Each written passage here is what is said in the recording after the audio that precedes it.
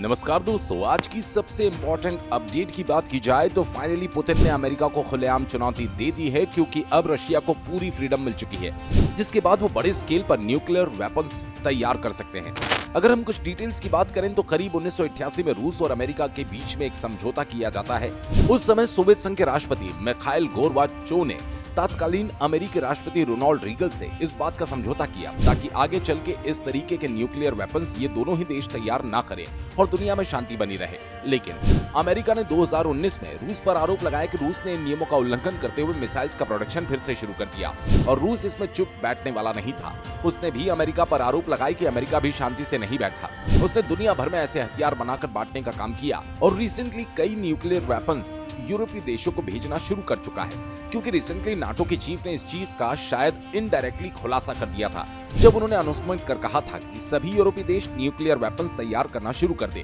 ऐसे में सवाल खड़ा होता है कि आखिर इतने सारे न्यूक्लियर वेपन्स यूरोपीय देशों के पास कहां से आएंगे, और उन्होंने इस बात का भी खुलासा किया कि अगर जिसको मदद चाहिए वो अमेरिका से ले सकता है। लेकिन 1988 में हुई ये ट्रीट अब पूरी तरीके से समाप्त हो चुकी है, जिसके बाद रशिया जितना चाहे उतना करीब 5500 किलोमीटर की रेंज वाली मिसाइलों को तैयार कर सकता है, और ये सभी न्यूक्लियर हथियार होने वाले हैं। सही मायने में देखा जाए तो रूस को पूरी खुली छूट मिल चुकी है, जिससे वो जितना चाहे उतना ऐसे परमाणु हथियारों का प्रोडक्शन कर सकता है, और भविष्य में इन्हें एक्सपोर्ट को लेकर भी रशिया बड़ी प्लानिंग कर सकता है, जिससे अब पूरी दुनिया एक और बड़े कॉन्फ्लिक्ट में आ सकती है। दोस्तों, अगली इंपॉर्टेंट अपडेट की बात की जाए तो चीन जिस तरीके से नेपाल को सिर्फ अपने अलग अलग प्रोजेक्ट के लिए इस्तेमाल करता आया, खासकर भारत के खिलाफ नेपाल का इस्तेमाल किस तरीके से चीन कर रहा है, ये बात अब नेपाल अच्छे से समझ चुका है, और अब नेपाल के अंदर ऑपरेट हो रहे 3 बड़े अंतर्राष्ट्रीय एयरपोर्ट जल्द ही भारत के नाम हो सकते हैं। रिसेंटली रिपोर्ट्स के मुताबिक नेपाल के अधिकारी की बातचीत भारत के अरबपति गौतम अडानी जी के साथ चल रही है, जहां पर नेपाल के 3 बड़े अंतर्राष्ट्रीय एयरपोर्ट का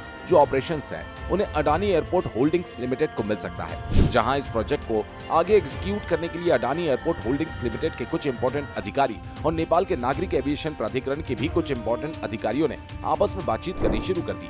वैसे तो इस प्रोजेक्ट को लेकर गौतम अडानी जी के साथ गुजरात के अंदर आयोजित एक किए गए वाइब्रेंट गुजरात समिट के अंदर भी इस चीज को लेकर डिस्कस किया गया था, लेकिन अब लगभग ये प्रोजेक्ट फाइनल स्टेज पर पहुंचता नजर आ रहा है, और उसी समय न सिर्फ हवाई अड्डे बल्कि कुछ एनर्जी सेक्टर्स को लेकर भी दोनों देशों ने आपस में बातचीत की थी। और हमें ये बात भूलनी नहीं चाहिए कि रिसेंटली गौतम अडानी जी ने भूटान की यात्रा की थी और वहां पर कई हाइड्रो पावर प्लांट्स बनाने की अनाउंसमेंट भी की थी। इससे नेपाल भी समझ चुका है कि भूटान की तरह ही उसे भारत के साथ जुड़कर रहना चाहिए, जहां पर भारत से उन्हें ज्यादा फायदा मिल सकता है। लेकिन हैरानी की बात तो यह है कि इन 3 एयरपोर्ट्स में से कई ऐसे एयरपोर्ट्स हैं जिनको बनाने में चीन ने काफी पैसा खर्च किया, लेकिन खर्च करने से ज्यादा पैसा नेपाल सरकार से वसूला जा चुका है। चीन ने अपने अलग अलग बैंक और प्रोजेक्ट के नाम पर नेपाल से बहुत ज्यादा पैसा लूट लिया, और इसीलिए नेपाल अब शायद अपनी गलती को रिपीट नहीं करना चाहता और ये प्रोजेक्ट भारत के हाथ में देना चाहता है। दोस्तों, वीडियो में फिलहाल इतना ही। वीडियो अच्छा लगे तो लाइक और चैनल को सब्सक्राइब जरूर करें। जय हिंद, जय भारत।